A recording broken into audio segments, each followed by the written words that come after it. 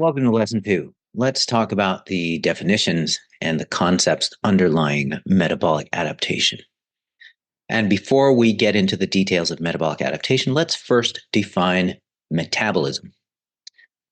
So the general definition of metabolism is it is the sum of all physiological processes that enable the existence or survival of the organism. Related terms are anabolism, which is growth of the organism or the tissues, and catabolism, which is basically the breakdown of the organism or the tissues that comprise it. So the definition in the context of our lesson, when we talk about metabolism, it's the sum of all physiological and behavioral components that comprise total daily energy expenditure. So, on the topic of metabolic adaptation, the first question to ask is which aspect of metabolism or total daily energy expenditure has been impacted? So, we're going to look at the different components of total daily energy expenditure first. And here they are. We've got four major components over here: thermic effect of food, exercise activity thermogenesis, non-exercise activity thermogenesis, and resting metabolic rate. And you can see over here the percent or the proportion of energy expenditure that each of these components comprise. So I want you to first notice that resting metabolic rate, also called resting energy expenditure or basal metabolic rate, all those terms are interchangeable.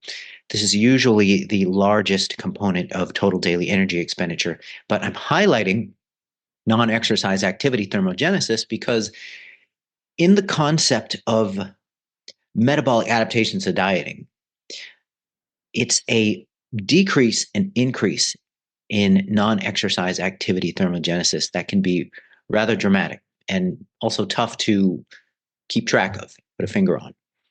So, what is metabolic adaptation? Metabolic adaptation is the set of physical, physiological, and behavioral phenomena that comprise the body's automatic attempt to suppress or neutralize changes in energy homeostasis and body composition. Yes, that's kind of a mouthful. That's the one sentence definition there of metabolic adaptation, which is a complex thing. So, body weight reduction of approximately 10% typically results in a 20 to 25% decrease in total daily energy expenditure. And in contrast, overfeeding studies show anywhere from 0 to 25% increase in total daily energy expenditure. So there's different things that happen when you lose weight versus when you gain weight. But the simplistic way to put this point is that losing body weight results in a decrease in total energy expenditure.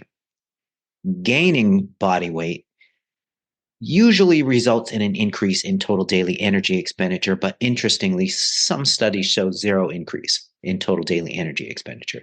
So what we're looking at here is a response of the body to changes in energy balance and body mass. The body automatically tries to suppress those changes and automatically tries to counteract those changes. So the decrease in total daily energy expenditure is a combination of a lower total body weight and thus a decreased energy cost of movement, decreased movement itself, and decreased resting energy expenditure due to a range of physiological phenomena, which we will discuss in detail. So decreases in total energy expenditure involve a multitude of components. And without getting too lost in the sauce, we're going to go over each of them, and we're going to kind of put an emphasis on the important ones. All right. So once again, why does metabolic adaptation occur? It occurs because the body's most fundamental drive is survival, and therefore it fights to preserve the physiological status quo. I put a note for myself to discuss set point versus settling point.